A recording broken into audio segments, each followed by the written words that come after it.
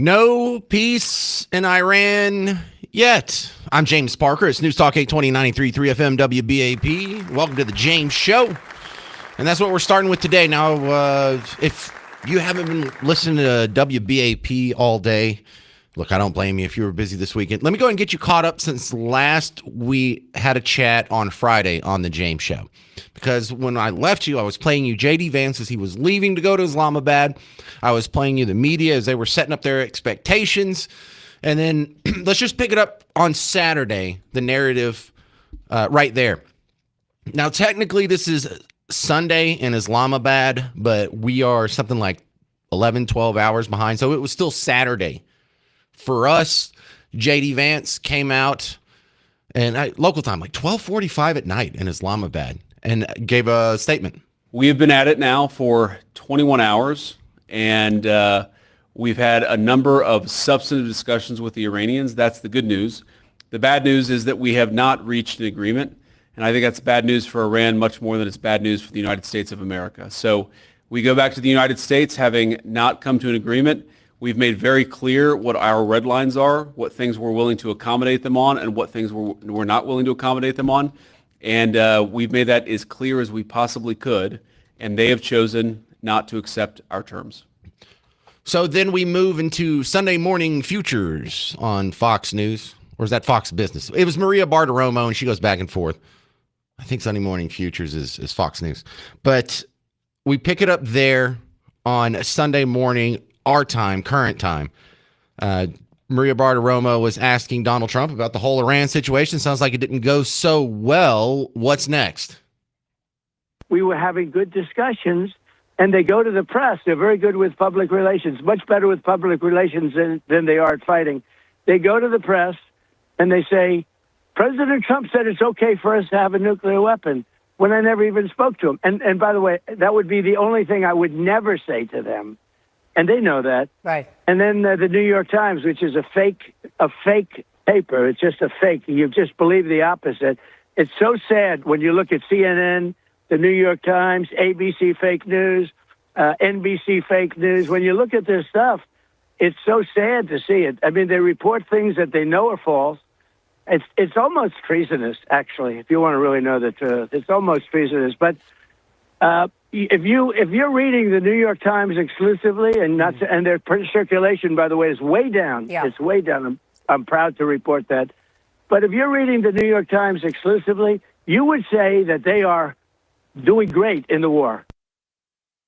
All right. So he took a shot at the New York Times there at the end. You know, that criticism is only half correct. Yes, the New York Times circulation is dwindling, but so is every newspaper on planet Earth. We now have the internet. We now have our phones. We now have Twitter.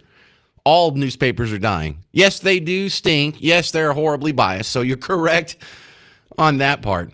But it was almost like he was trying to redirect the attention. Well, Maria Bartiromo brings it back to the one thing that you and I both know, even though we're not geopolitical experts. Well, the number one question after that, peace talks failed. What's going on with the Straits of Hormuz? Well, we're going to be blockading. It'll take a little while, but it'll be effective pretty soon.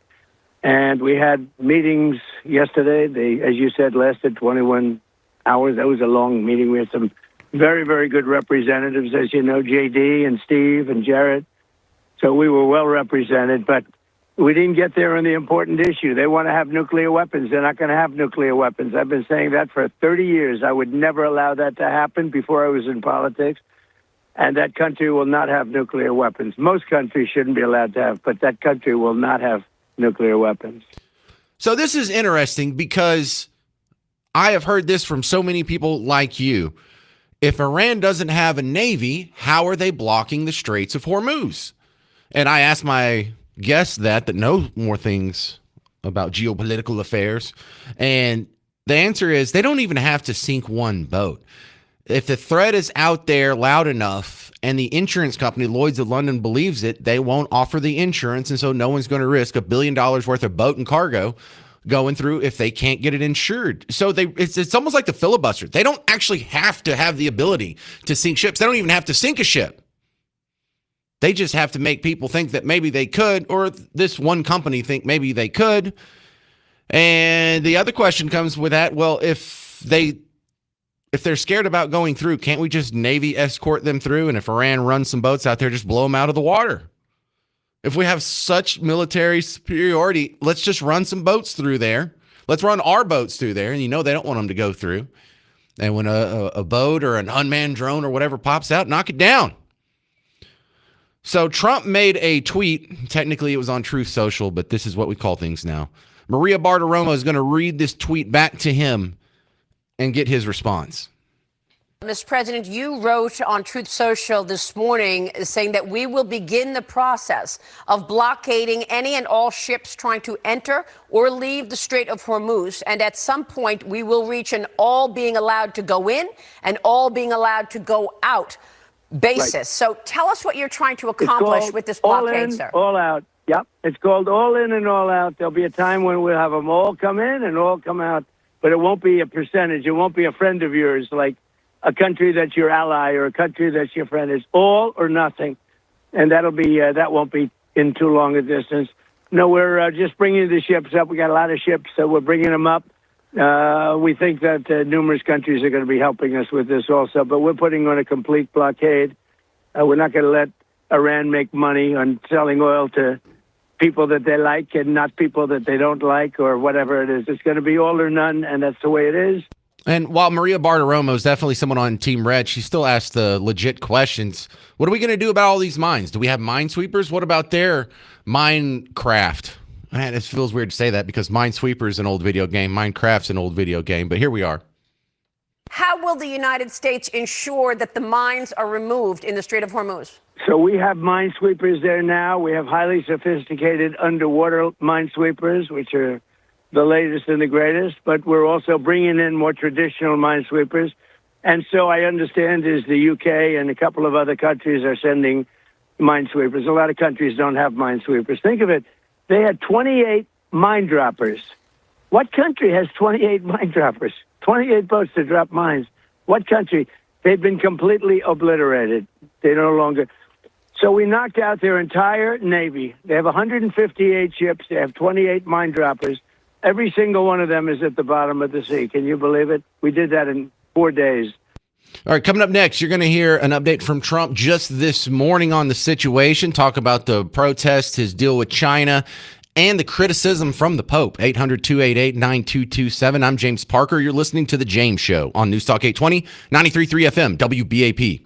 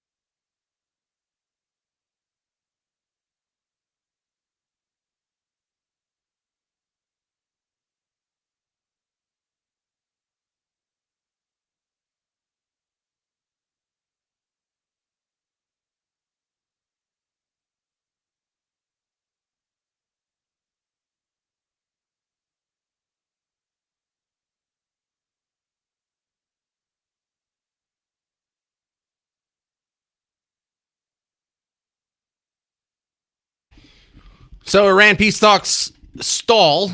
Now what? I'm James Parker. You're listening to The James Show, News Talk 820, 93.3 FM, WBAP. My first guest is going to help us with a little more veteran experience than yours truly here, who has absolutely 0 hours, 0 days, 0 seconds, 0 minutes of veteran experience. Grant Newsom's coming back on. And Grant, I know, hang on, let him calm down. He's a retired U.S. Marine officer, decades of experience in the sort of region over there. So peace talks break down. Now what?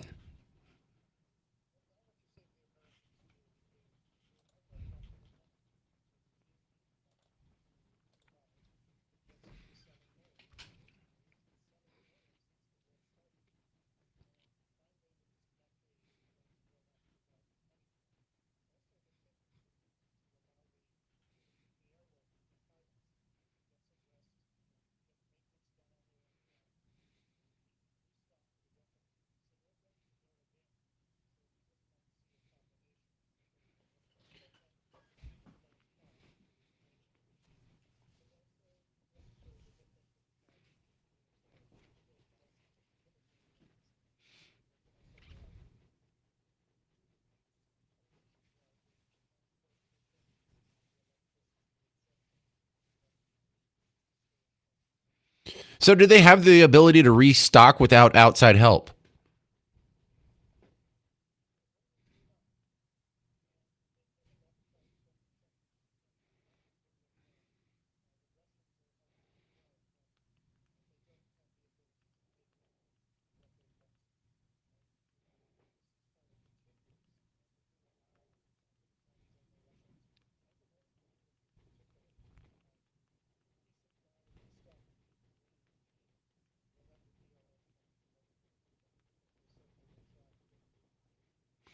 Well, Grant Newsom, doesn't this have a similar effect as occupying Karg Island? You know, because the whole point of that was to keep them from getting oil out of the country. But if we block the Straits of Hormuz ourselves, same thing, right?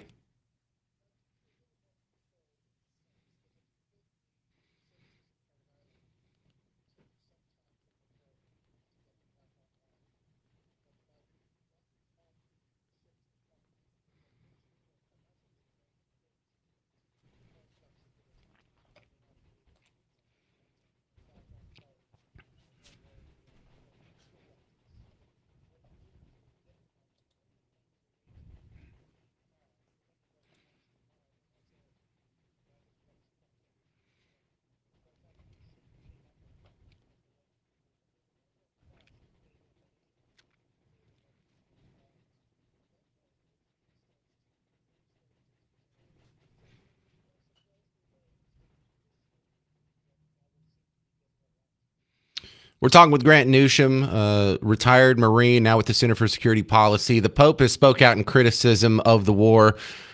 Do you think that has much of an effect? Because it's been my observation the Pope always speaks out against any war at any time.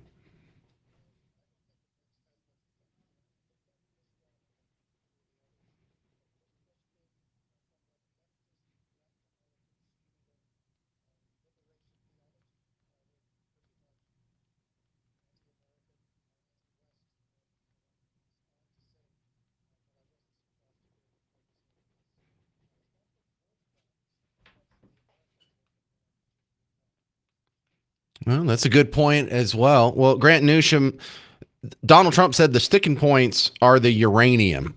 You expect us to ever get it from these guys, or are we just going to have to keep killing people until we find the ones that do?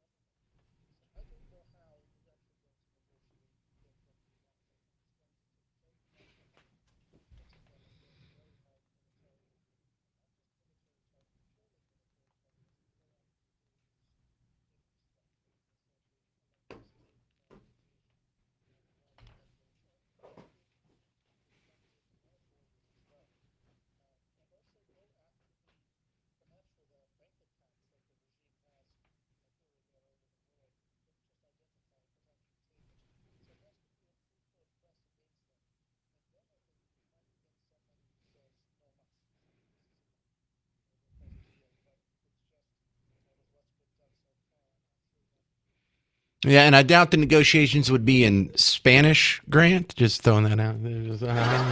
All right. Real quick, one more question before I get out of here, Grant Newsham. Donald Trump told China that if they're worried about getting their oil out of the region now that we blocked the Straits of Hormuz, you can buy it from Venezuela. As far as China is concerned, China can send their ships to us. China can send their ships to Venezuela. We told them buy from Venezuela. We have a lot of overcapacity.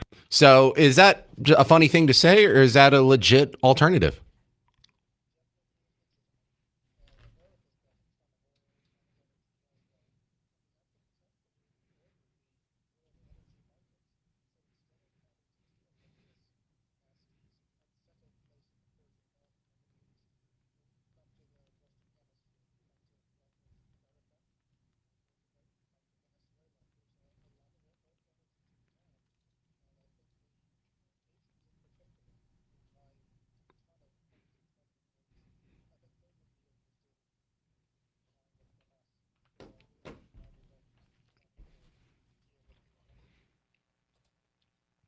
All right, Grant Newsham, tell them about the Center for Security Policy.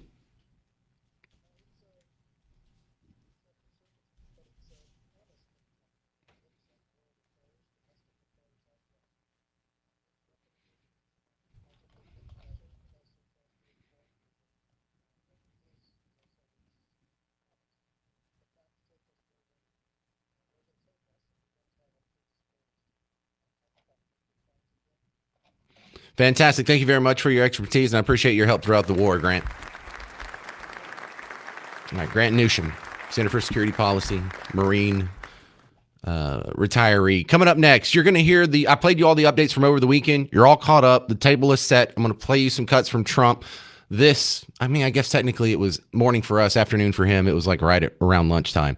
Talking about the Iran sticking points and Pope criticism coming up next on The James Show. News Talk 820, 93.3 FM, WBAP.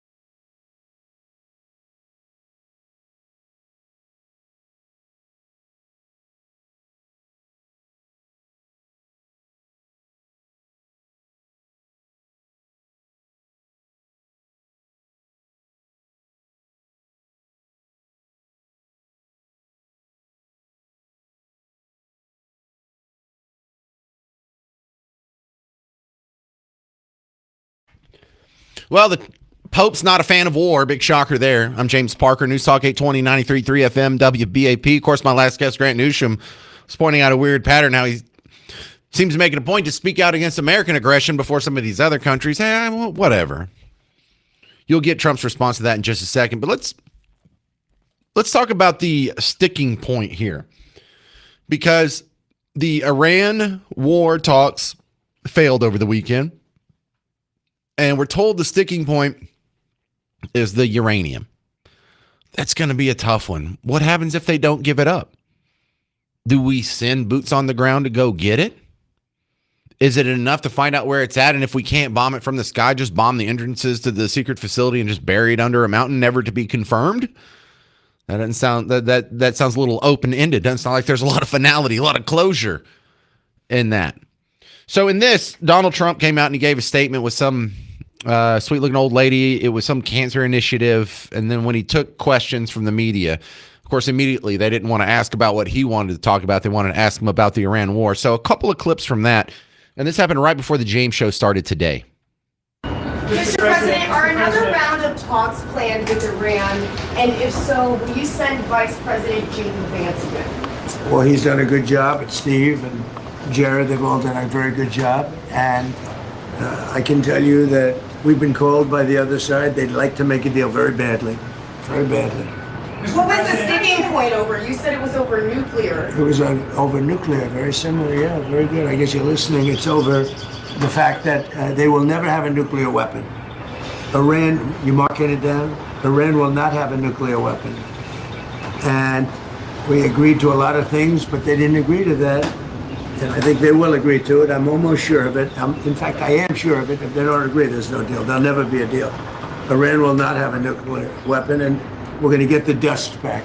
We'll get it back either. We'll get it back from them or we'll take it. Yeah, at the very end there, he said we're going to get the dust back. So there's uranium dust, which I haven't heard that term being used outside of actually when you talk about the centrifuge process, the enriching process. But apparently he's been having a bunch of conversations about that, about the nuance of enriching weapons grade uranium. And so some of that terminology slipped out. So you can tell he's been doing a little bit of homework there.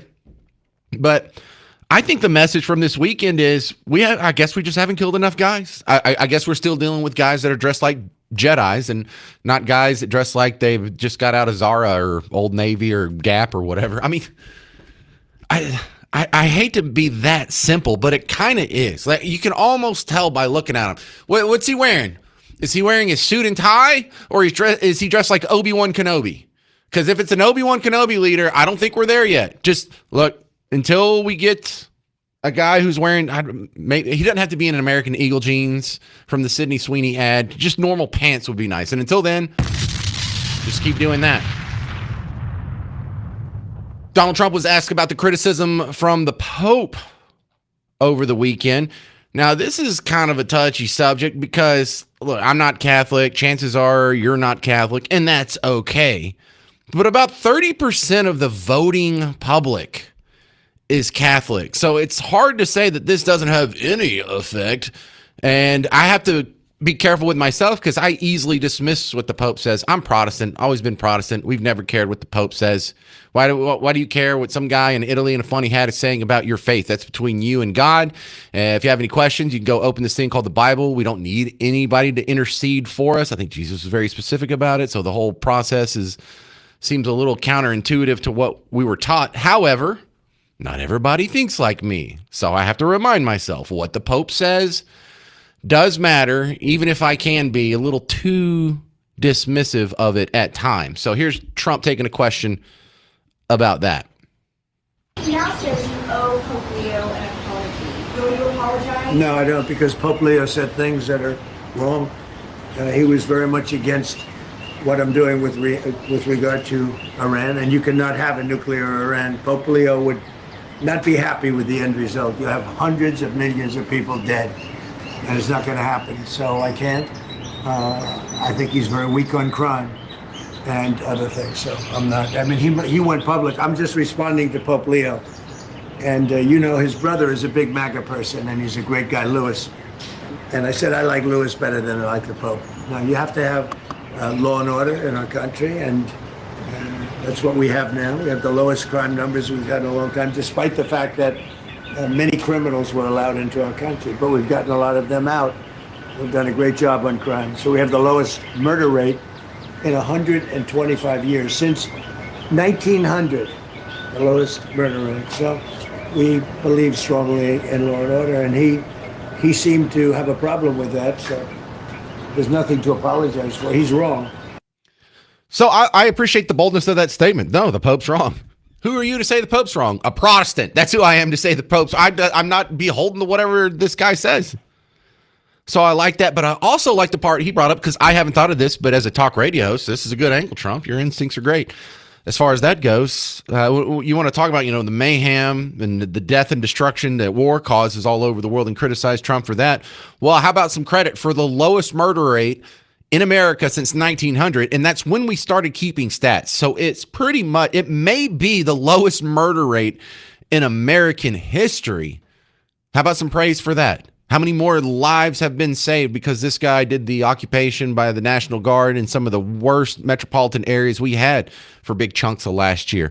How many lives were saved because of that? Like, how much did the murder rate come down? How much did the actual nominal number of murders come down? It was by the thousands. Thousands of lives have been saved, far more than the American lives we lost in this campaign. Not saying that justifies the Iran war, but if you're only criticizing the bad things he does and ignoring the good things he does, well, then you're not really that honest of a broker there, are you?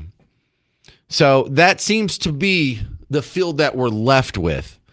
Coming up next on The James Show, we're going to have a chat with my friend from Real Clear Politics, James Varney.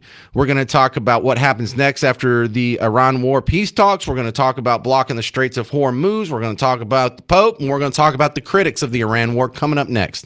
I'm James Parker. It's News Talk 820, 93.3 FM, WBAP.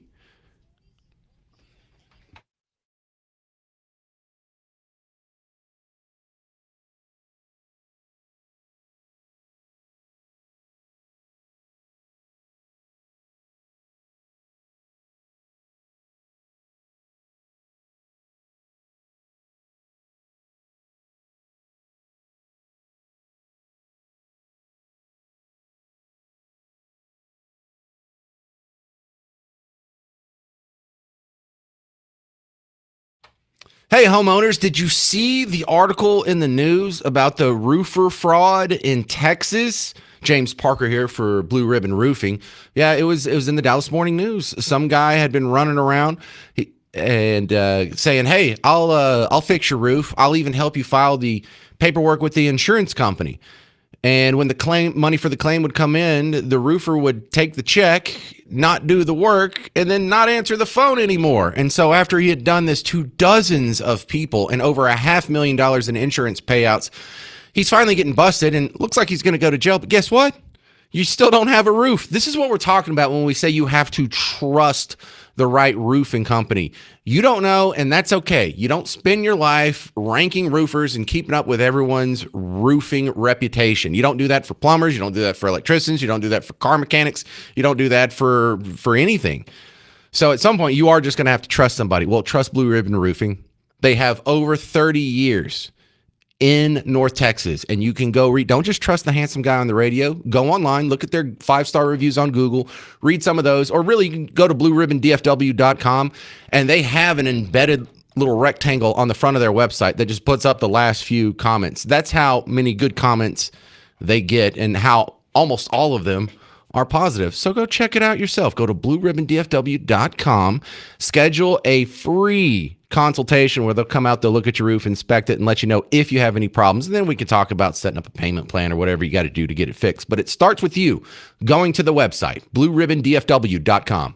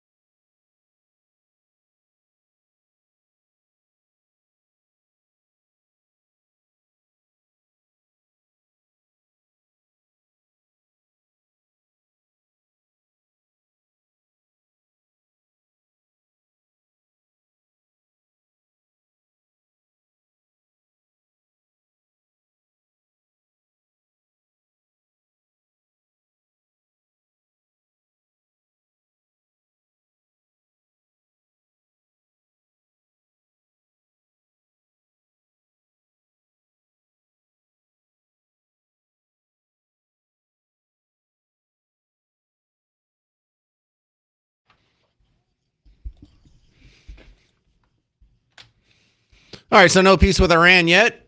What's going on with the Straits of Hormuz? I'm James Parker. It's News Talk 820 93.3 FM WBAP. Welcome to the James Show. Also, your home for Markley, Van Camp, and Robbins. My next guest, James Varney, with Real Clear Politics and Real Clear Investigations. Welcome back on, sir. So we have this new thing going on where Iran said they're blockading the Straits of Hormuz, and it said, no, you can't blockade it because we already blockaded it first. So I guess we have a double blockade going on now.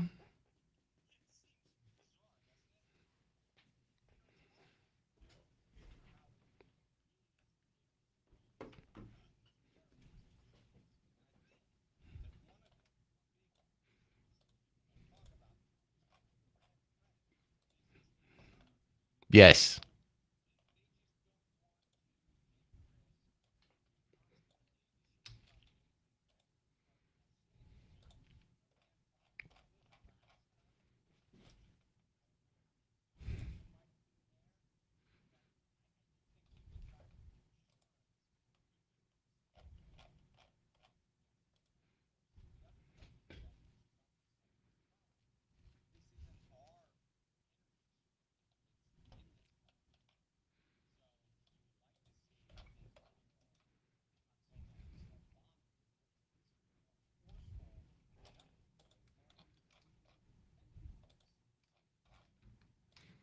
Do we care about the Pope's criticism? I mean, I'm very dismissive of it, but I'm a narrow-minded Protestant, and I forget that there are a lot of people who factor into what he says. But do you think that's going to hurt him in the polls or in the midterms, or is that just par for the course?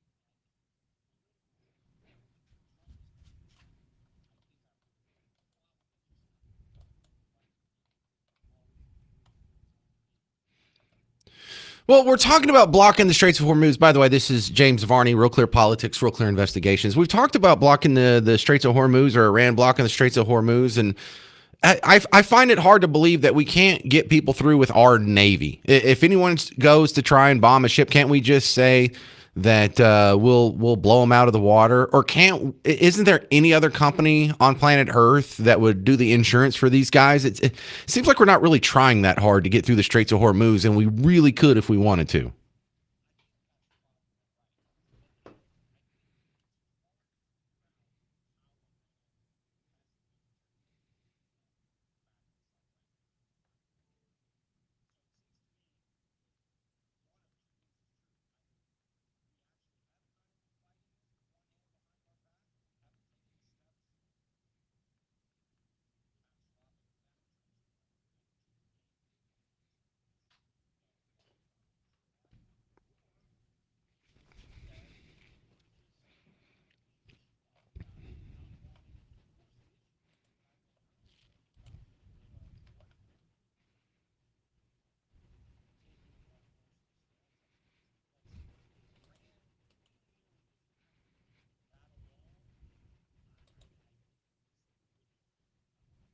Well, and then here's an ugly truth that I think a lot of people know, but they just don't want to say out loud.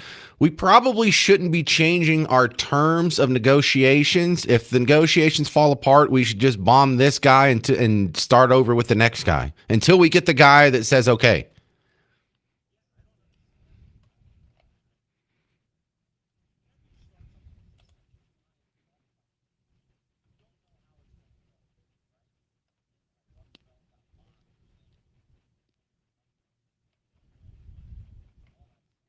Mm-hmm.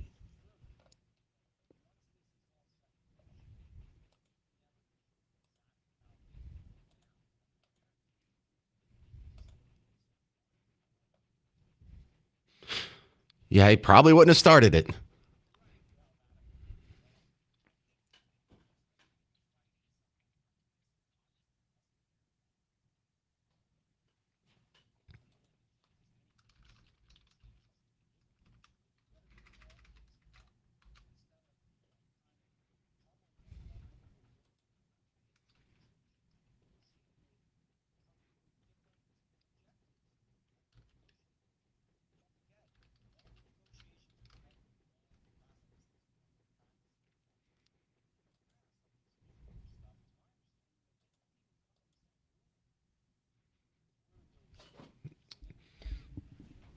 Well, yeah. Well, here's my answer to that. That's my answer to that. Okay, next. Can you talk to us? No, you're the Great Satan. All right, now who's the leader? All right, we're Great Satan still?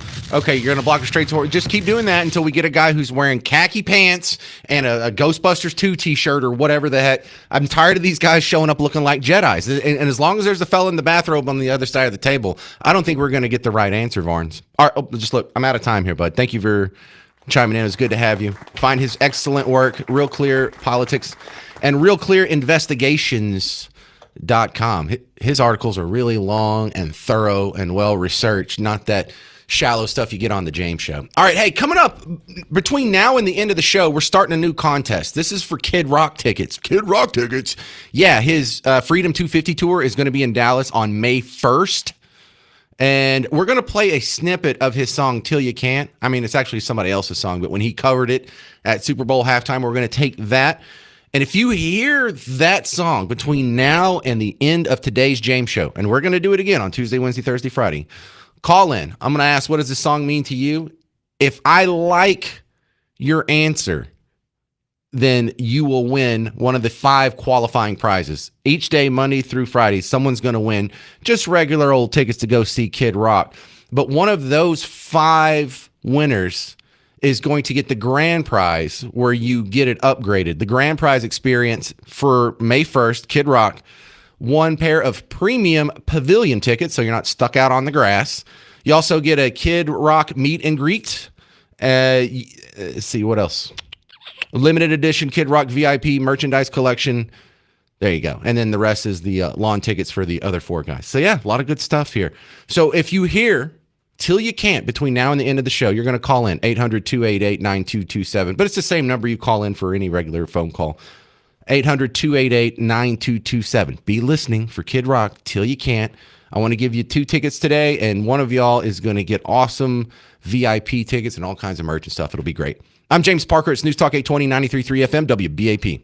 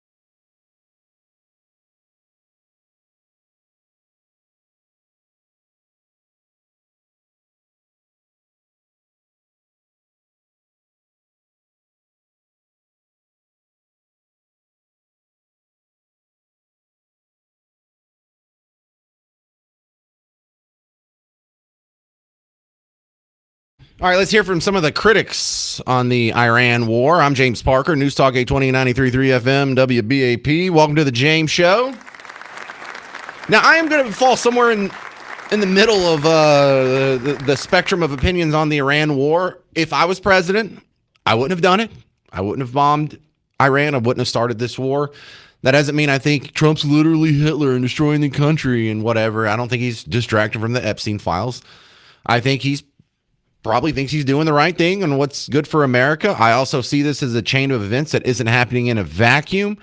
I actually see the obvious connection between Venezuela and Iran and Cuba and China and all that. There's a bigger picture going on, and this may very well end up being something that I praise in the long run as, you know, being earth-shaking, politically changing in history.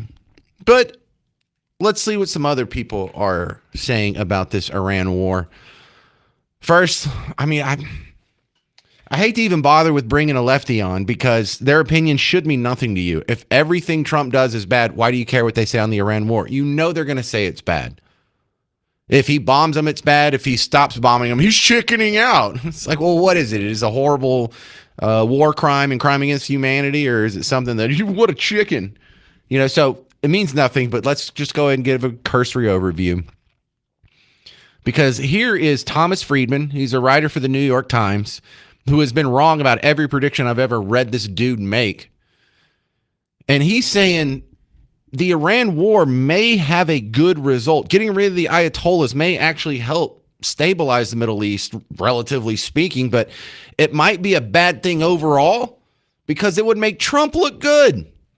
I really want to see Iran defeated militarily because this regime is a terrible regime for its people in the region, and nothing would improve the region more than the replacement of this regime with a regime in Iran that was focused on enabling its people to realize their full potential and integrating peacefully with other countries and stop occupying Lebanon, Syria, Iraq, and Yemen.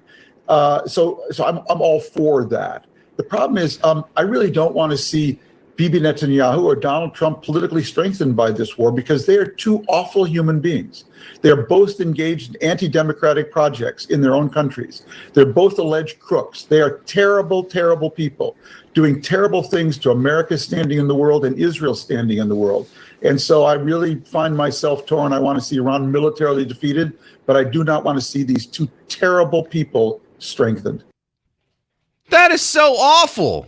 Yeah, well, there may be peace in the Middle East, but if my political opponents are going to benefit and look like decent human beings, then it's not worth it. What kind of evil political polarization have you fallen into, Thomas Friedman? All right, so that's absolutely ridiculous because the first 27 seconds of that soundbite, it was actually kind of heartwarming. It was heartening. It's like, well, look, I know he doesn't agree with Trump, but at least he can admit that this may have some positive outcomes. It may stabilize a few arenas of conflict in the Middle East. Hezbollah, Hamas, Houthi rebels.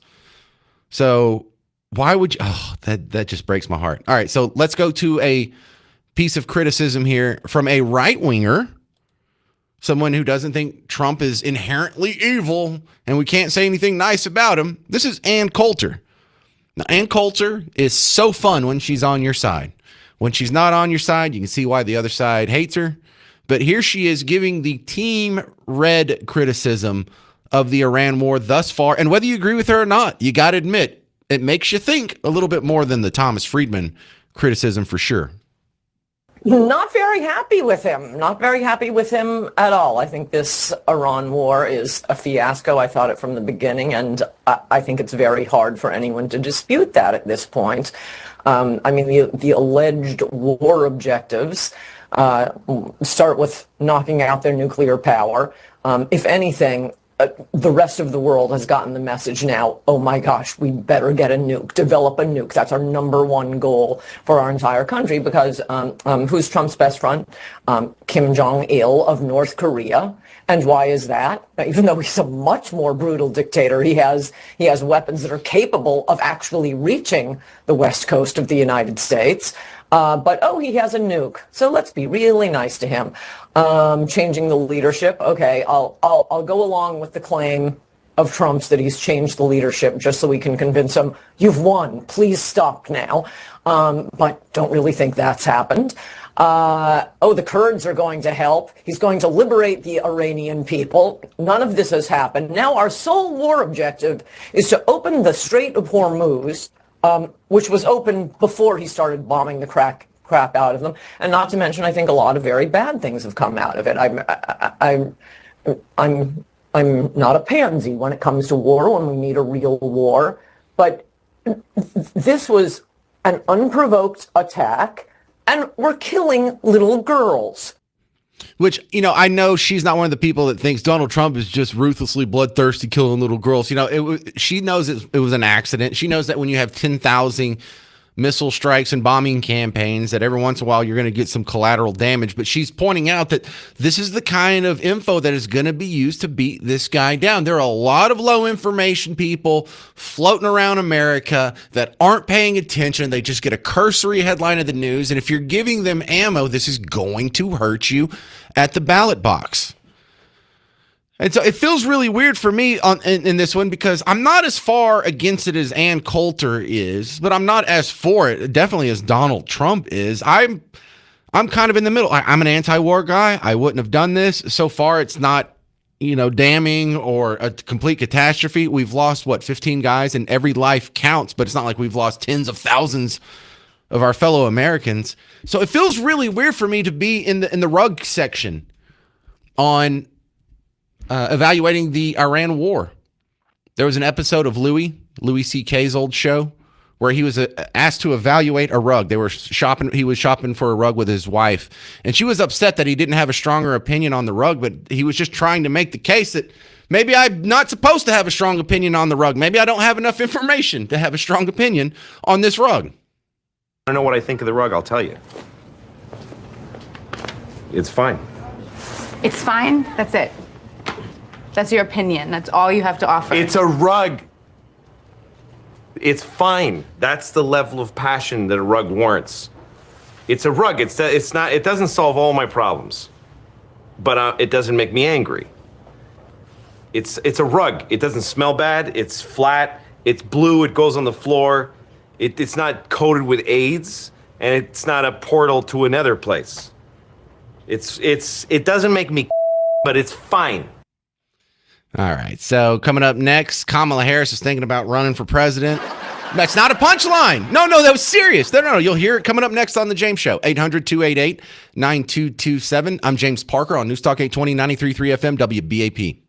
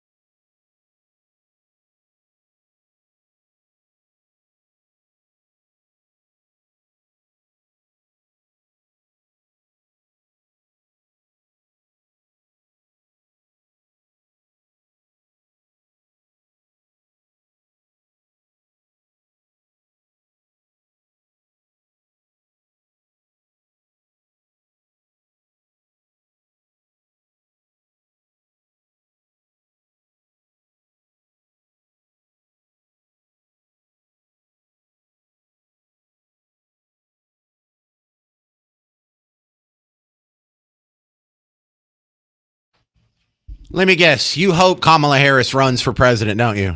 I'm James Parker, News Talk 820, 93.3 FM, WBAP. Your home for Markley, Van Camp, and Robbins, three funny guys that are on before the James Show, 11 to 2 on WBAP. But she was in a recent interview, and she kind of threw this out there, and this is worth talking about, Kamala Harris.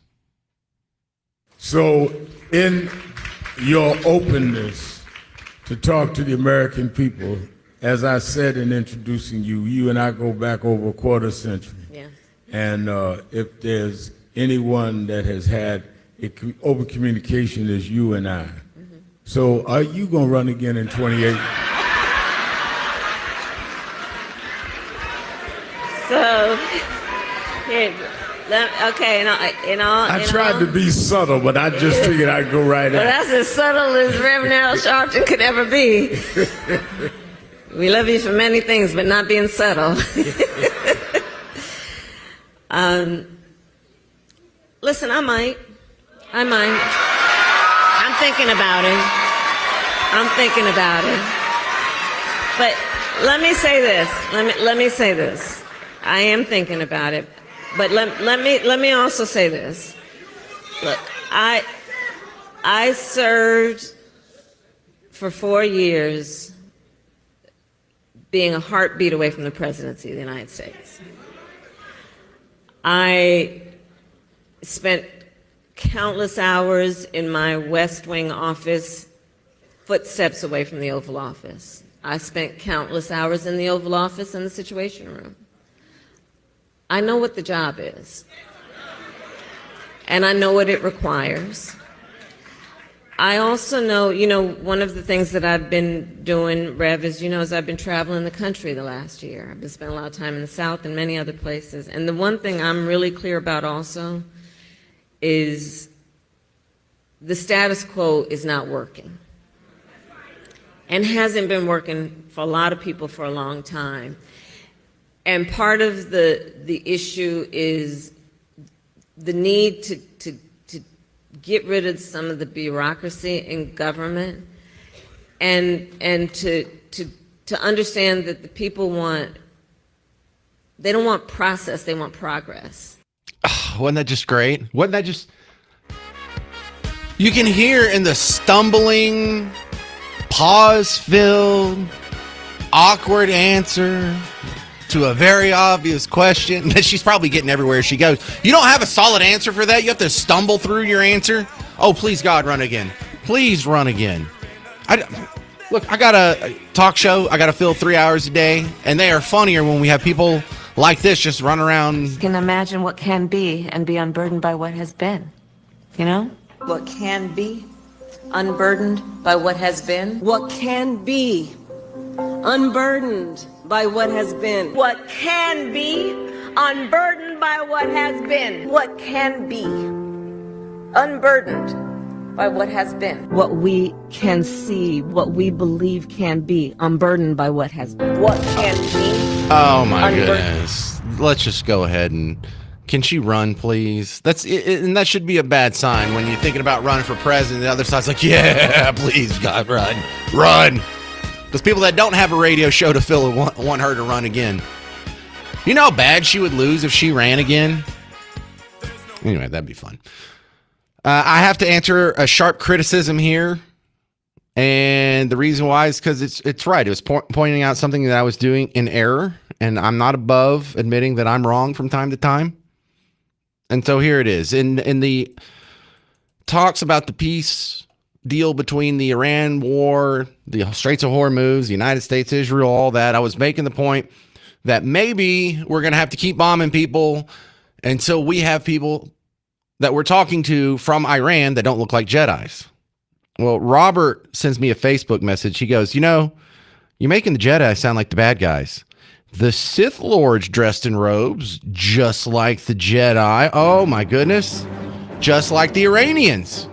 Even Obi-Wan had pants on in episodes 1 and 2. Oh, Luke had pants on in every Star Wars. Sorry, I'm being picky, but, we got to be holding everyone accountable for producing the correct info. And you're right. Maybe I should say that we shouldn't be negotiating with someone who's dressed like Count Dooku. But is that too in the weeds? Is that too nerdy? Does everyone get that obscure pop culture reference? I'm not sure everyone would get that. I'm not even sure if everyone would understand if I said Sith Lord. Because you're a nerd. I'm a nerd. We get it. But not everyone's out there is a nerd. Remember, we forget just because we're dorks. Not everyone's a dork. Miss Parker wouldn't get it. Hi, Miss Parker. She's not a dork. So I think I have to say Jedi. I would like to be able to say Sith Lord, but I'm not sure if that's a universal enough pop culture reference to really stick as well as Jedi. But if I could get away with it, if I had any proof, you're right.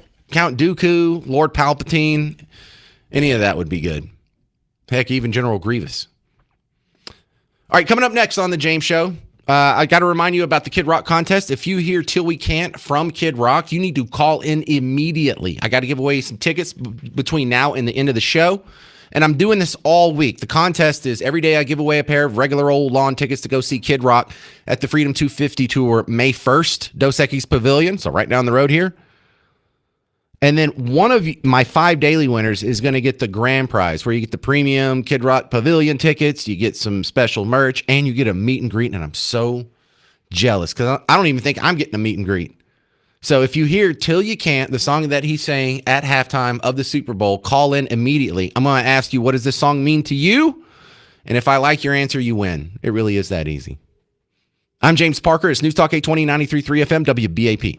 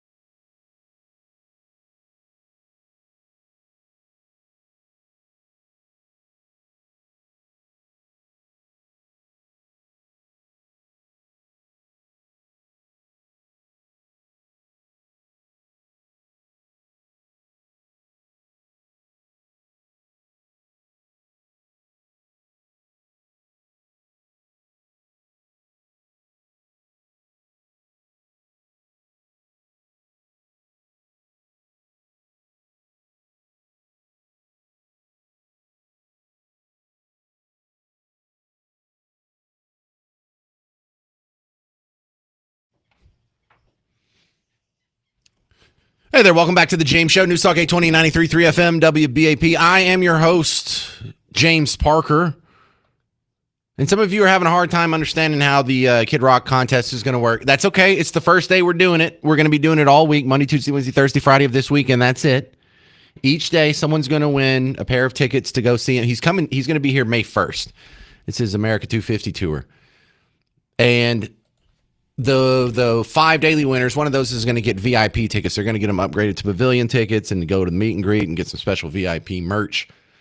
But you're not supposed to call until you hear the song, till you can't.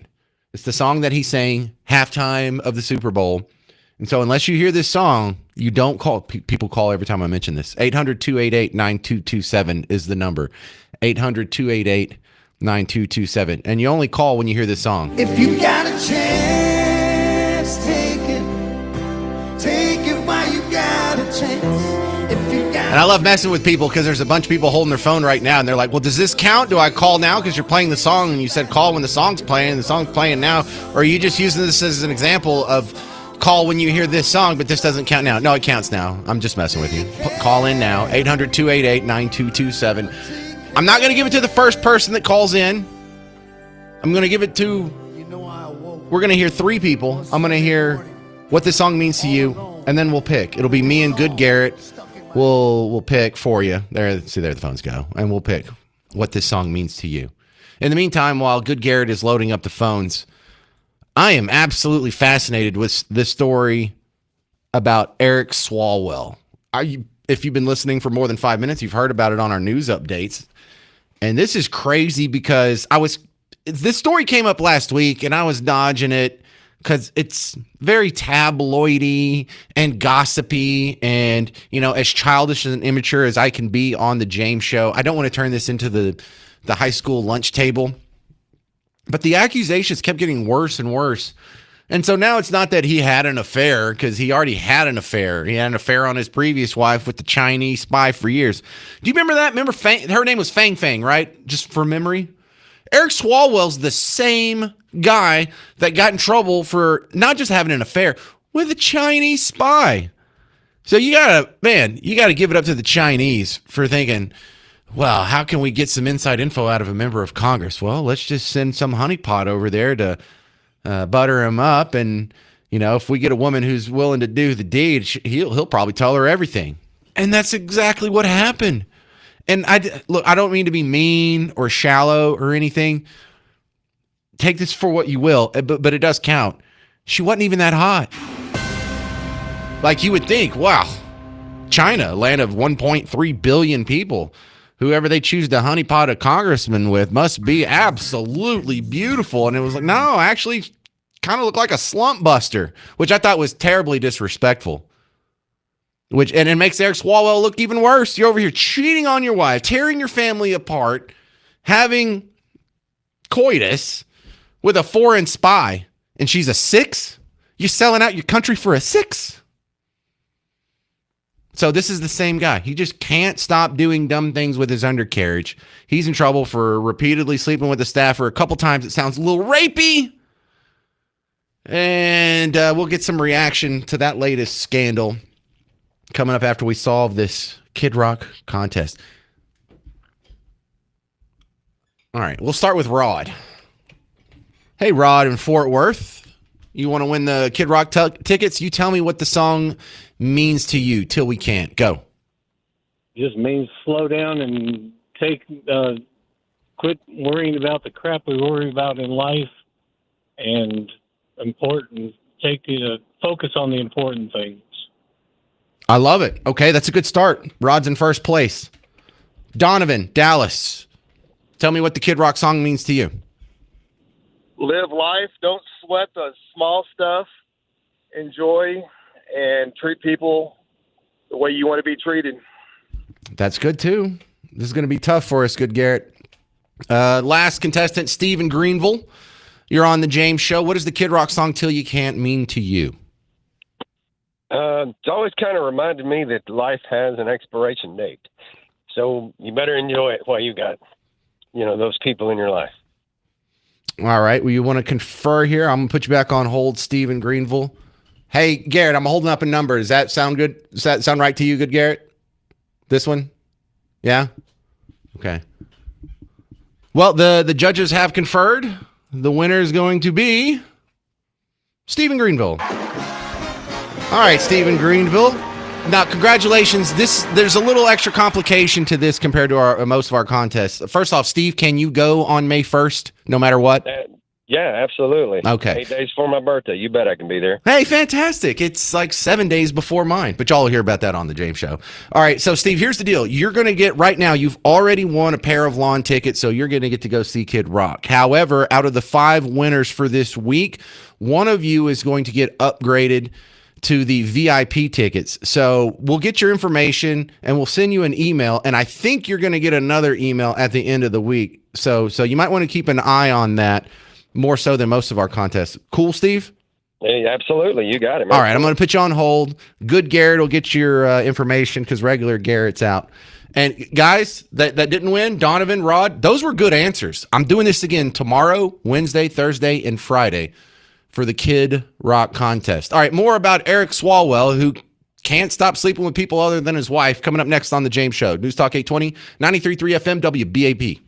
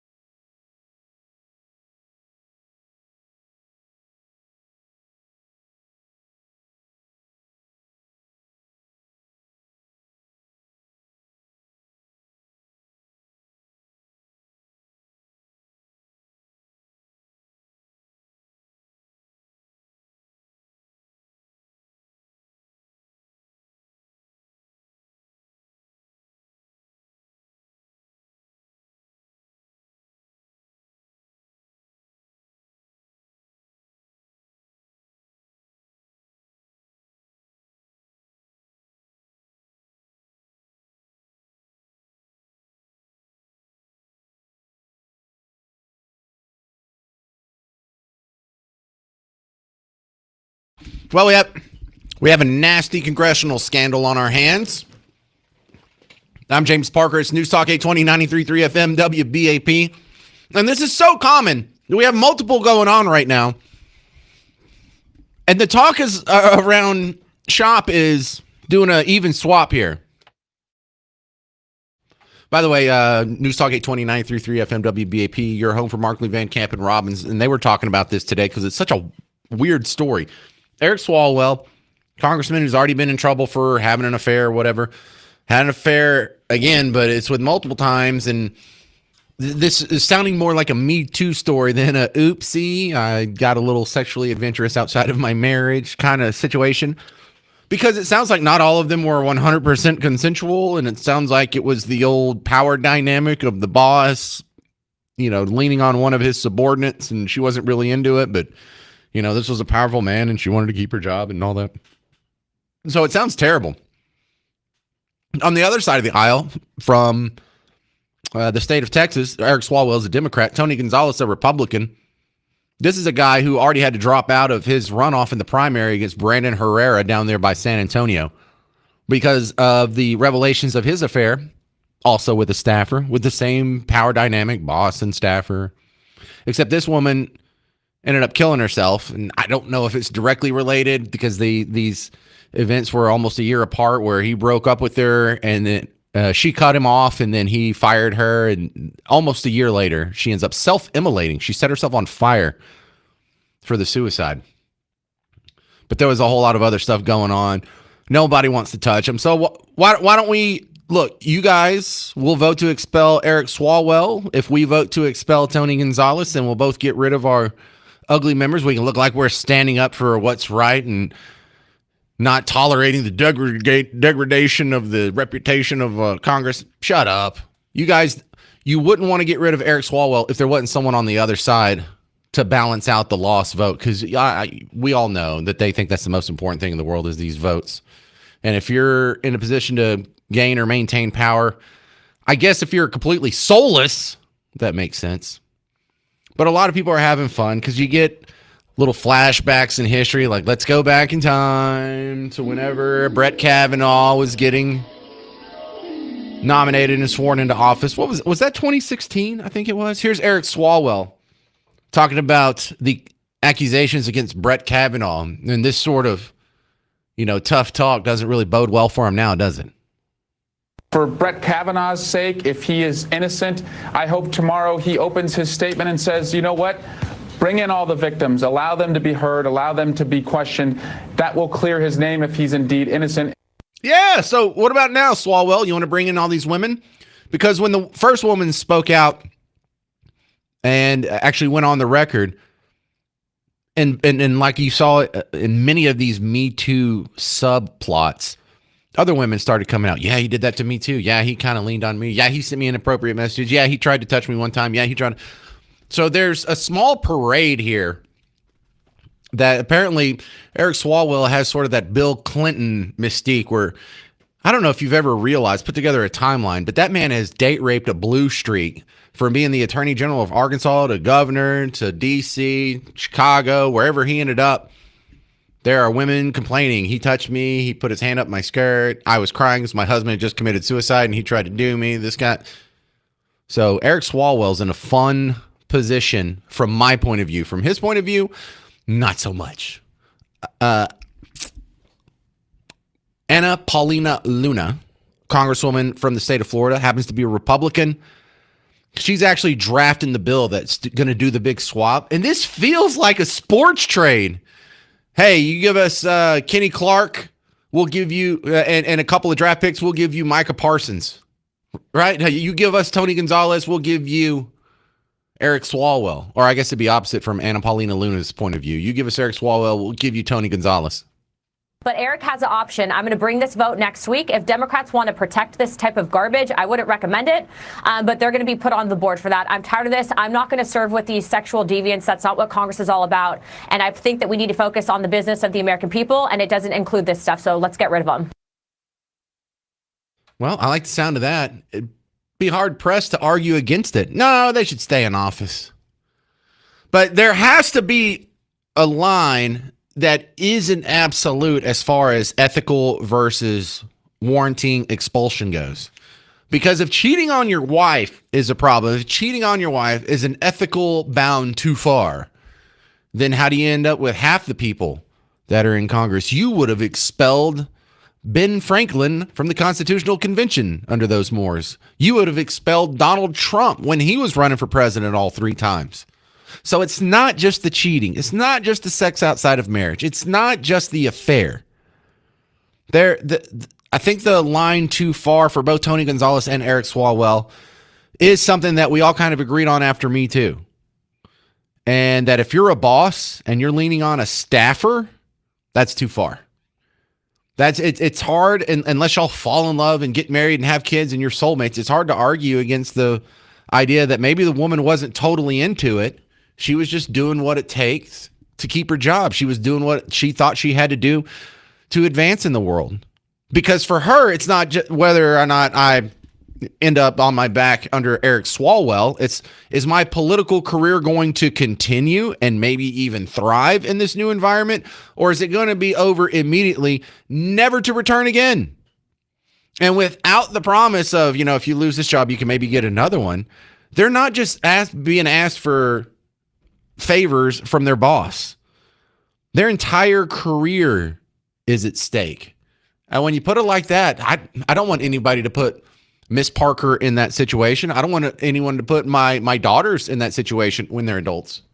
Obviously, they're not on anybody's staff right now. 10 years old would be a terrible congressional staffer. But it couldn't have happened to a worse guy, because Eric Swalwell is one of those guys running around calling Trump Hitler all the time. Donald Trump is America's Hitler. Wee! Now go get a new job, sir. I think we're done with you here. So, yeah, should he lose his job? Probably. Yeah, I think you would be shocked at how forgiving I am for some of these, ethical peccadillos that some of these guys come with. But after you read history, if you read enough history books, you almost kind of expect it. It's par for the course. These powerful men with these giant appetites, these giant ambitions, also have giant appetites for other things. And I almost feel weird that maybe that's what's holding me back.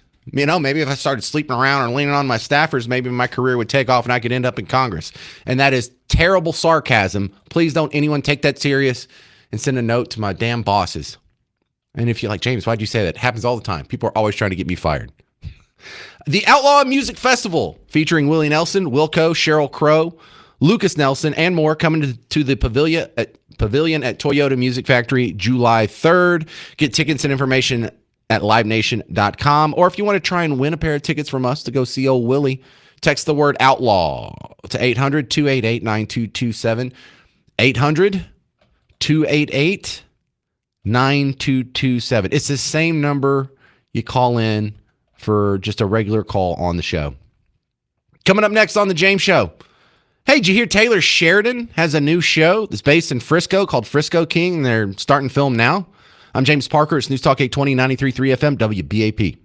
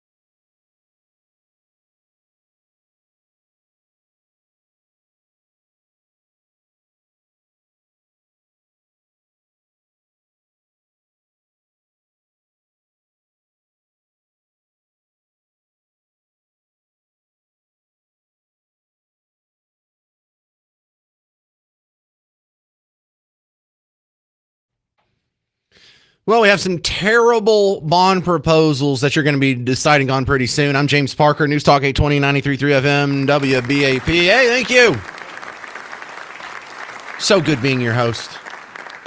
Look, I'm going to pick on one of our big cities today. I'll pick on the other one tomorrow because they're both so bad. I could do a whole hour on each one, but I don't have that much time. We got to do Dead or Alive in a half hour anyway. So I'm going to do what I can here to mop up what's going on with the Fort Worth situation first.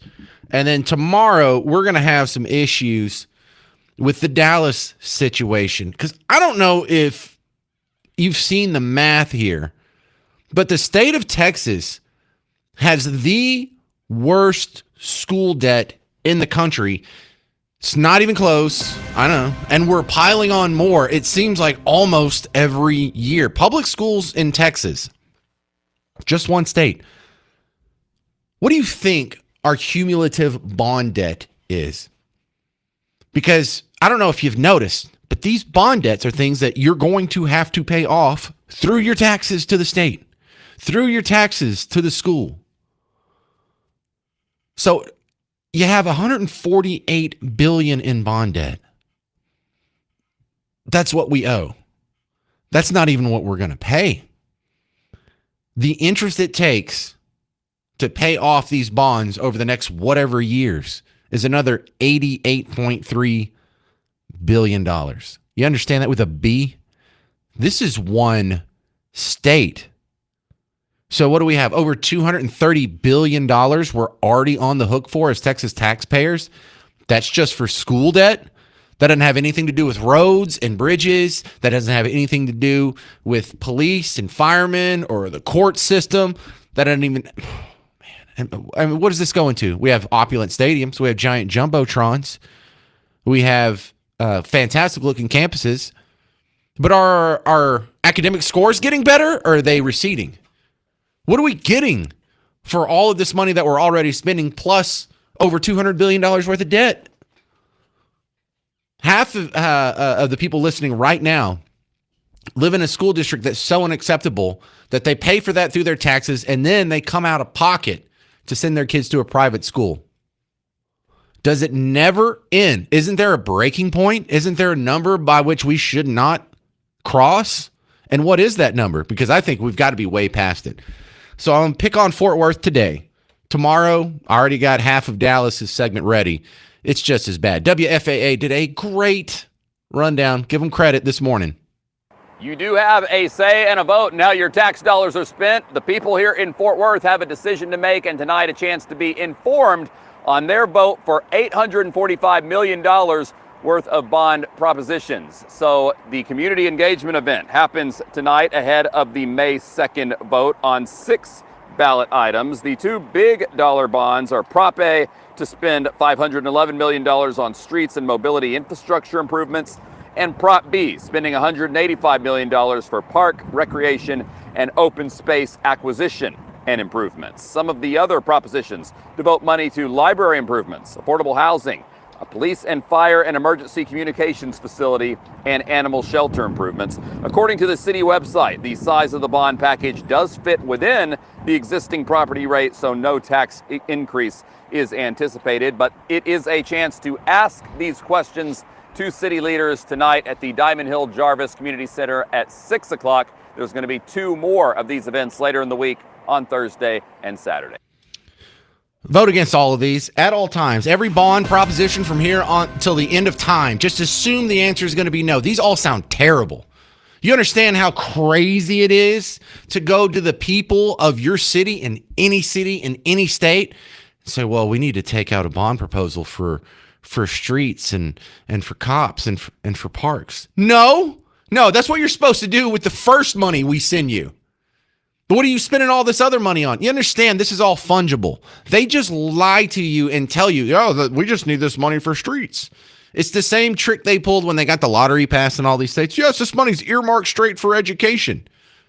Which, it's not a lie. That money is going to go straight to education, but it's not like they're going to pile that onto the existing education budget. They're now going to take the monies that they were previously using for education and use them on things that you don't like, that wouldn't be popular in the court of public opinion, or else they would be saying, that's what the prop is about.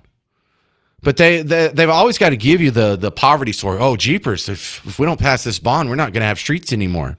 Well, then you're fired. All of these bonds are unnecessary. It's like, James, how can you say that?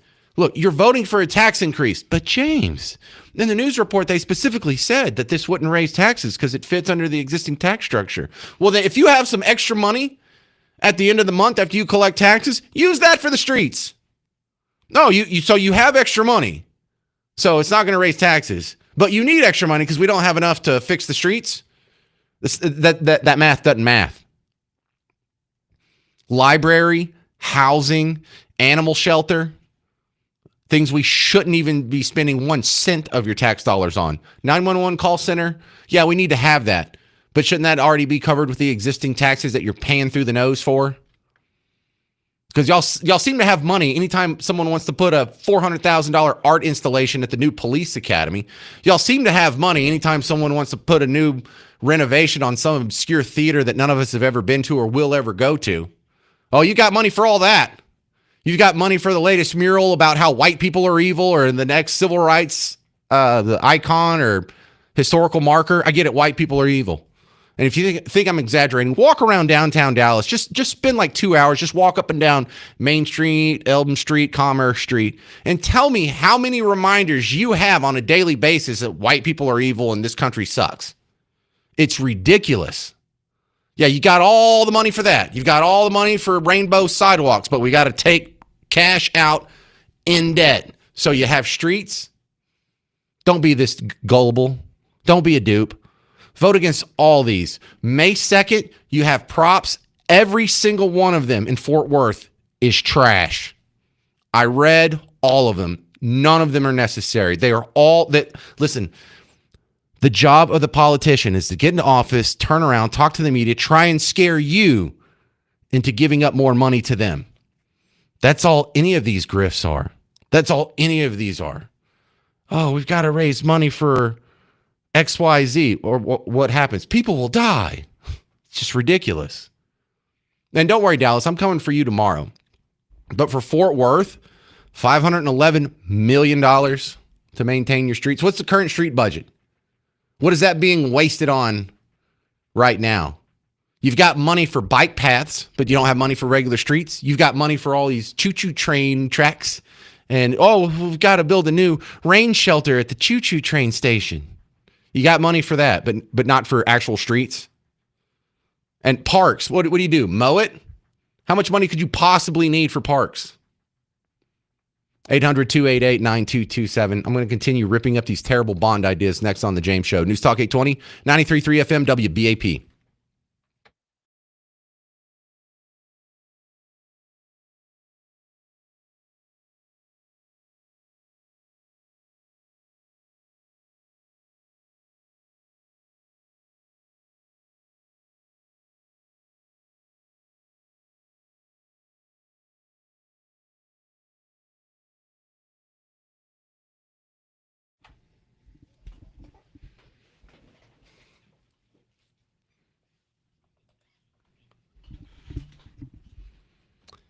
Hey, does your knee hurt? Does your back hurt? Does your elbow hurt? Do you have some sort of injury that's just lingering and sending you this constant buzz all day, every day that you're in pain? James Parker here for QC Kinetics. Now, what would you be willing to pay to have that distraction, to have that quality of life be improved? Well, QC Kinetics might be able to help you out. They might not. They can't help everybody. But you go in, you get the consultation. That doesn't cost you anything. Find out how these treatments work. Find out who they work for. Find out what your injury is and if it's right for you. Because it has a lot of things that people are looking for. Number one, you don't want to do surgery. I've never had surgery. I don't want to start now. I don't want someone putting me under an anesthetic. I don't want it taking up a whole day of time. I don't want there to be a long recovery process. I can't afford to miss work. I don't want to be put on pain-killing drugs whenever I wake up from the surgery. I don't want to have to go through a rehab. Well, if you have those same concerns, QC Kinetics fixes all of them. It's an outpatient operation. They don't have to put you under. It can be done in a matter of minutes. There's no rehab. There's no downtime. You don't have to miss work. You go in, they do the treatment, you walk out a few minutes later, and it may put you on the path to your new pain-free future. Now, I don't know if it's going to work for you. Nobody knows if it's going to work for you until you call and go get the free consultation. 972-972-8610. Call QC Kinetics right now. 972-972-8610.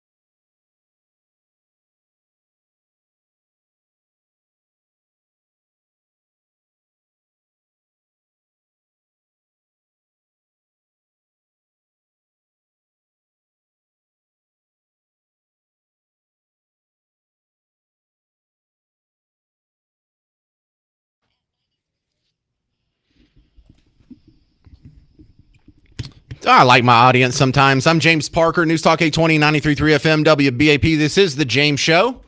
You're home for Markley, Van Camp, and Robbins, who are on before me. But I'm so impressed when I talk about bond issues because it sounds boring. It's not sexy. There's no racial things about it. No one's showing cleavage. There's no celebrities involved. But it's one of the issues that actually affects you probably more than most of the stuff, definitely more than most of the stuff we talk about on this show. And when I've talked about this, like in Bug Tussle, when I've been on the radio, or in Waco, or in New Orleans, basically everywhere but here, I get crickets on the phone when I talk about this. But now the phones are lit up. Thank you for being intelligent enough to want to talk, to understand how important this is. Because I know there's a big chunk of the people out there, when they're flipping through the radio station, they're like, bond issue, snooze, which is a terrible approach. This is the reason why you can't afford living in the big city. This is a reason why half of you are commuting an hour and 20 minutes a day just to work. Conley in Fort Worth. You're on News Talk 820 93.3 FM WBAP. New people were making fun of the terrible ideas for Fort Worth bond proposals on the May 2nd ballot. Go ahead, Conley. Good afternoon. Thanks for taking my call. Yep. But one of the bond issues there in Fort Worth, they're asking for $845 million. Well, first off, we're still paying on bonds from 2022 that won't be retired until 2047. So they're stacking debt on top of debt. And the $845 million is not the full price because they don't add interest into that. Right. If you take the standard interest of 6%, we're looking at over $1.1 billion for these bonds. Oh, look, here's the worst. Everyone knows where Prosper is, right? You just keep going north. You'll hit Prosper from right here. You know how much the Prosper Independent School District has in debt? $2.4 billion with a B dollars. 2.4. That is Prosper, bro. Prosper. And Fort Worth sits on hundreds of millions in surplus. Plus, they make over, I think it's $28 million a year on dividends and interest on the taxpayer money that they hold back. All right. Well, you get it. How do we get the rest of the country, at least North Texas, to stop voting for these stupid bonds? I'm doing my best as I can and getting the word out and be running for city council next year. All right. Well, I started a radio show. That's all I can do. Thank you, Conley. Chris, Fort Worth. You're on News Talk 820, 93.3 FM WBAP. Your thoughts on the Fort Worth bonds?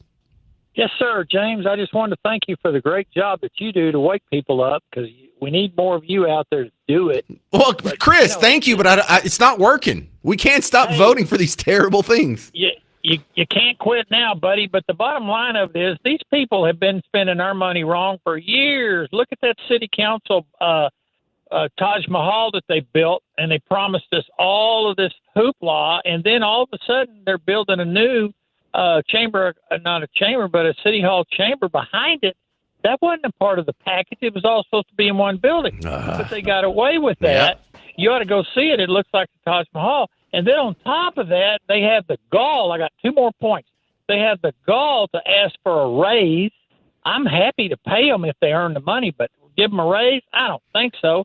And then the third thing, you probably don't know this, but they decided last year, before the end of the year, they were going to put up a signage out on 121, not 30, 121, where people come in from Hurst, Euless, Bedford, not coming in from Dallas and Arlington or Louisiana or whatever, to welcome them to Fort Worth. And you know what kind of signage that was? $1 million worth of signage. And what it is, I figured it would be some pretty elaborate signage. No, it's metal. It's iron metal cut out of Fort Worth. It says FORT WORTH. So it's spelled out on 121 between Haltom Road and Beach on the north side of the freeway, and we spent $1 million on that with no participation involvement from taxpayers. And we got to take out debt to do that. That's just not believable. Yeah. Well, Chris in Fort Worth, maybe we can stop it eventually because look, the Real Clear Investigations. I just talked to Varney from Real Clear Investigations earlier in today's show. They were the ones who wrote about the Prosper situation, $2.4 billion in debt. By the time they get finished paying it off, there's another $1.8 billion in interest. This tiny little town that's just north of Frisco, between Frisco and Salina, they're already on the hook for $4.2 billion together. If you add that together, that's $127,000 per student. And that's not in their taxes. That's not in their regular revenue. That's just in debt. Bill, Arlington, you're on News Talk 820, 93.3 FM WBAP. Yeah, you're talking about my favorite subject. Wow, okay. You must be cool. Yeah, no, this stuff is crazy. I've been fighting bonds in Texas for years. And they've got this affordable housing idea. I thought this was Fort Worth, not Austin, Texas. I mean, what are we doing? That's nuts. Unfortunately, many of these types of things will likely pass. I'm not sure that affordable housing thing will pass, but the streets will probably pass. And what you really need is organized opposition in order to beat these things. They can be beat. I've done it. There's also another pretty big bond package going on in Arlington for the Arlington School District, and they want $500 million for 2 schools, and then some ball fields and technology and stuff like that. Well, Dallas is talking about building new campuses. And we'll do some of this tomorrow, so I don't want to go too in depth. Plus, I'm out of time. Right. They're building a whole bunch of new campuses, and their enrollment is declining. Bill, in Arlington, it's absolutely insane. We'll be kicking them more in the teeth about this tomorrow. But yeah, hey, can the default position just from if you've never been on the James Show before, the default position for James Show listeners should be, if you see a proposition on your ballot that includes a bond, just vote against it. Vote against all bonds as your default position from here on out. And life would just be so much better if you had been doing this for the last 20 years. So we can start now, is the least we can do. Thank you, Bill in Arlington. Coming up next, I got to give away some tickets to see Alice Cooper. Alice Cooper is going to be at the Pavilion at Toyota Music Factory this week on Wednesday. What are you doing Wednesday? You want to go see Alice Cooper? Call in. We're gonna play Dead or Alive next on the James Show. News Talk 820, 93.3 FM, WBAP.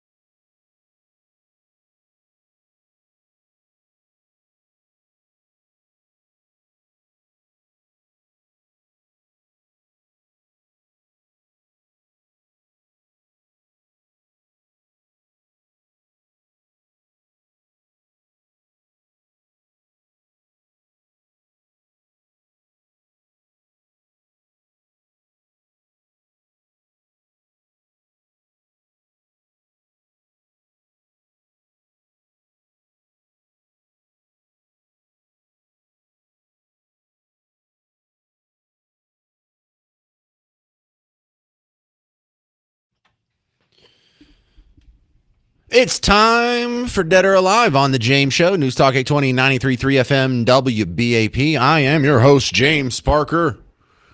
Hey, listen, if you like these contests, you like winning concert tickets from us, we're doing a Kid Rock contest all week. That's not what we're giving away right now. I did it earlier in the show, but every day I'm going to play a clip from Kid Rock's Till You Can't. When you hear that, you're going to want to call in and win Kid Rock tickets for May 1st at the Pavilion, Dos Equis Pavilion. One of the daily winners is going to get an upgrade to VIP tickets where they get to be under the pavilion. They get a meet and greet. They get some VIP merch. It's going to be awesome. But for today's episode, Dead or Alive, we do not have that prize. We have tickets to see Alice Cooper.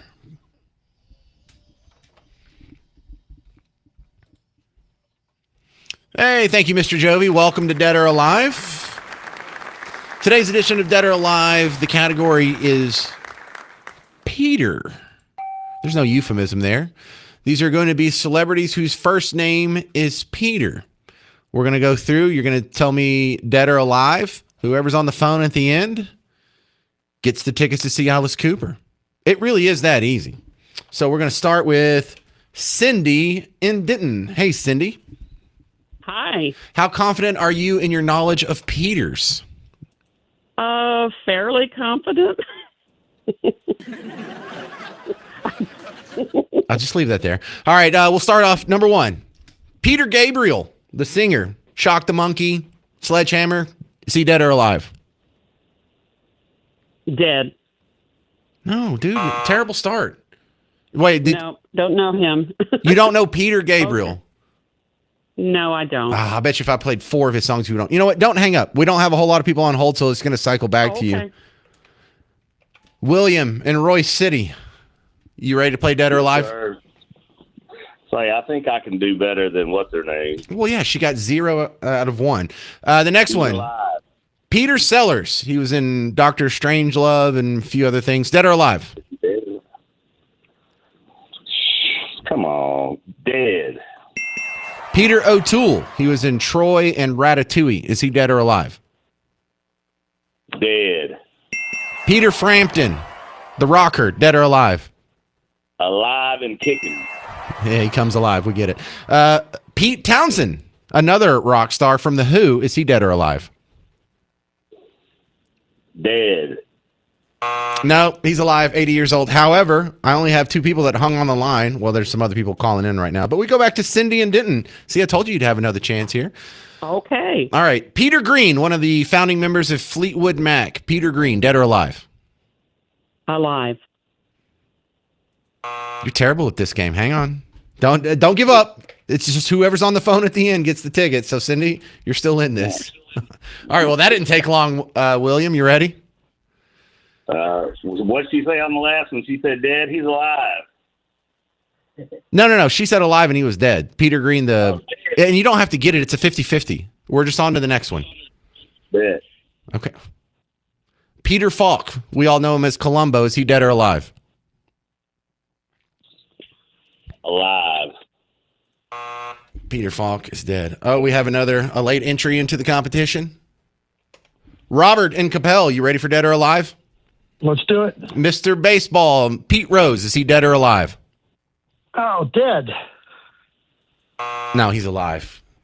Someone's going to get these tickets, and we're going to have to force it on him, aren't we? Cindy and Denton, you're back up. Pete Rose is alive.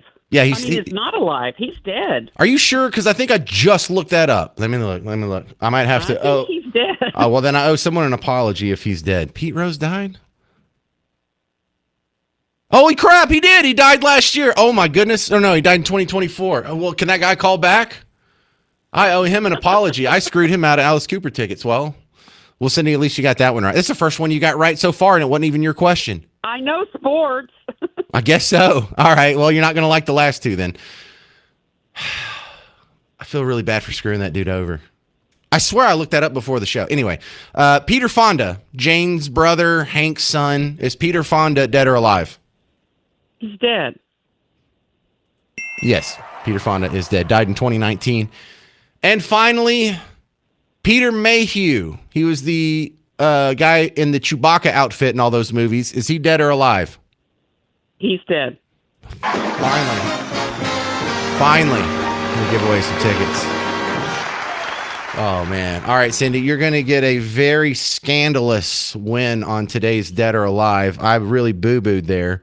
But you caught it, and you're going to benefit. So just hang on hold. Good Garrett will get your information, and we'll email you the tickets. Yeah, so the tickets today, 2 tickets to see Alice Cooper, The Pavilion at Toyota Music Factory, April 15th. Yes, that's in 2 days. For the rest of you, go to livenation.com if you want to see Alice Cooper. This has been today's edition of Dead or Alive.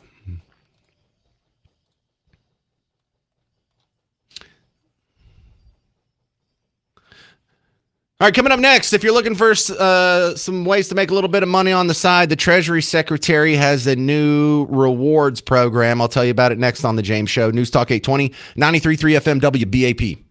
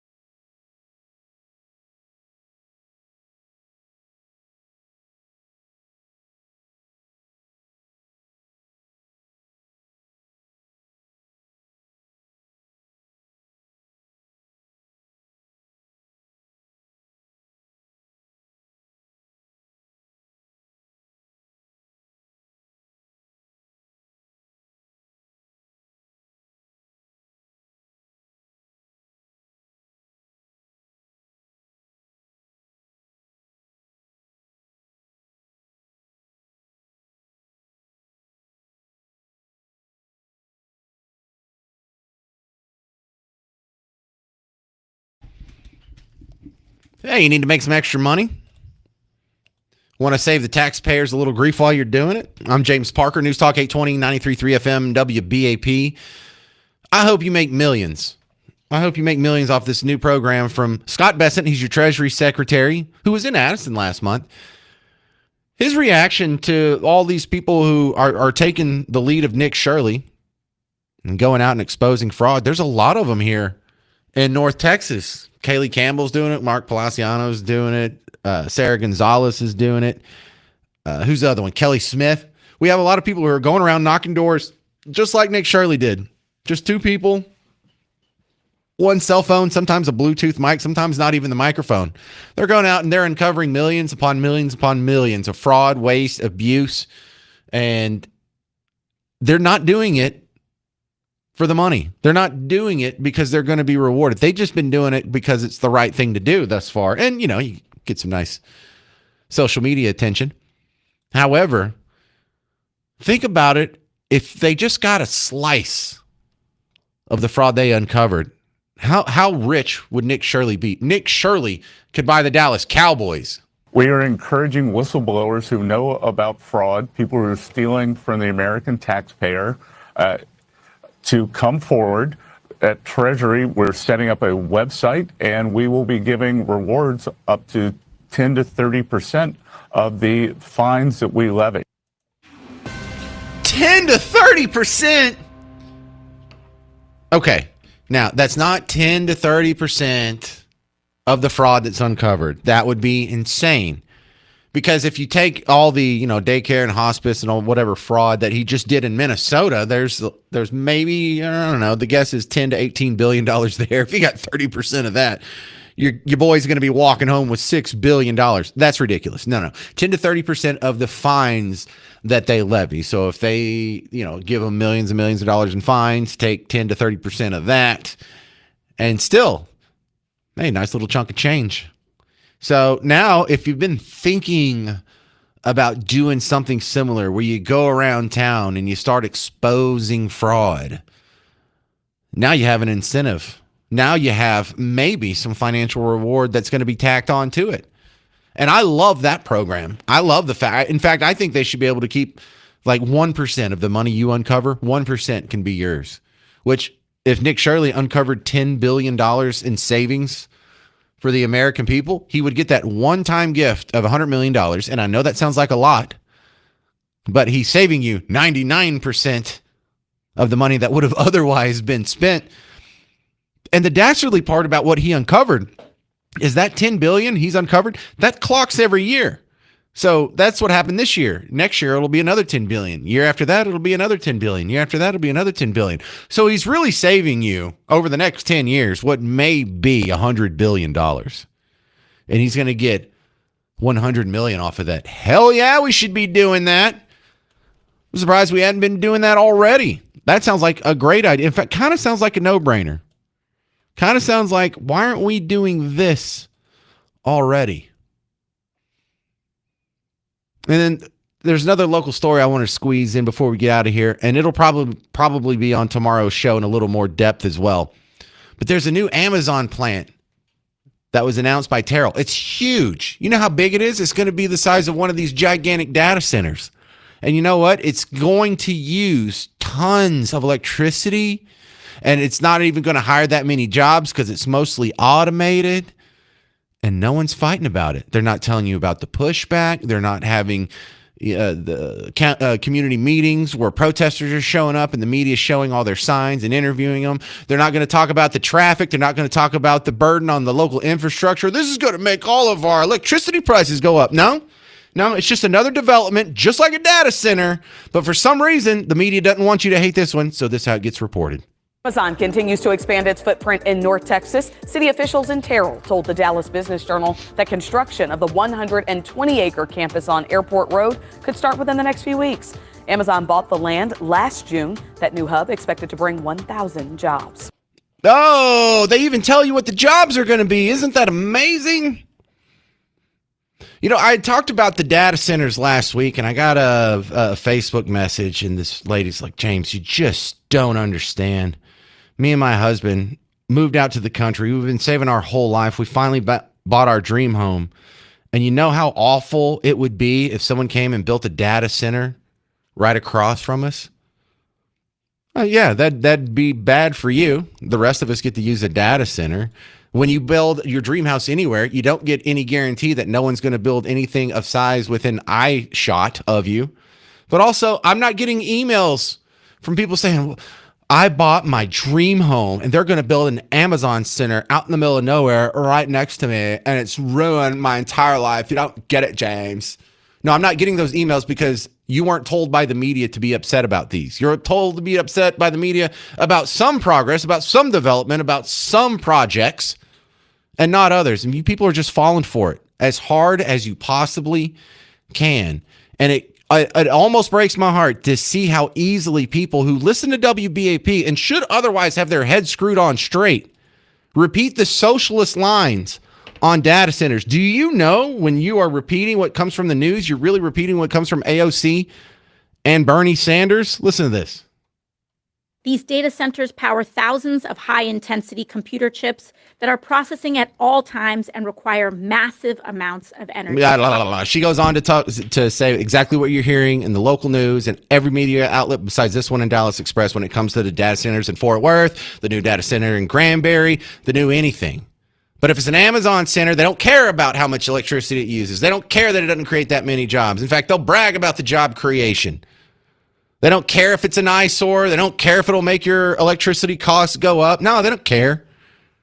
Stop being a sucker. Stop being one of the people that is easily duped by the rest of the media and pretending like you're impervious to propaganda. If you're against data centers for these lame reasons, for electricity or my view or the water, or the jobs or the noise or the...